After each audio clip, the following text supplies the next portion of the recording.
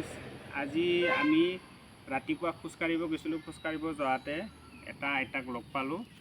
লগ পাওঁতে তেখেতে পাহাৰৰ পৰা এইখিনি বাঁহৰ গজাটো লৈ আনিছিলে। ইয়াতকৈ বেছিকৈ আনিছিলে।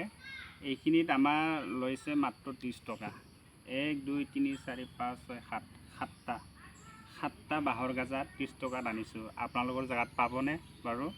বৰ্তমান এইটো গুচাই আছোঁ বাৰু।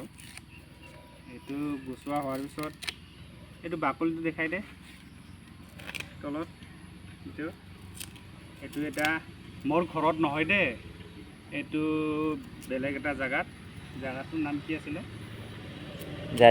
জাৰিহাট বুলি জেগাত দেই। জাৰিহাট বুলি জেগাত মানে বহুত কমত মানে বাঁহৰ গাজাটো পাইছোঁ বুলি মই অনুভৱ কৰোঁ আৰু, কাৰণ আমাৰ তাতেতো পোৱাই নাযায়। এইখিনি কৰি উঠি এইখিনি বইল কৰিম। কঁঠালৰ গুটি, অমিতা, ভাতকেৰেলা, কচু এটা, সেইখিনি আৰু বাকী এইখিনি আলু, আদা, ৰচুন দি পেলাই অকল দাইল দিম, বইল হৈ যাব। ঠিক আছে বাৰু।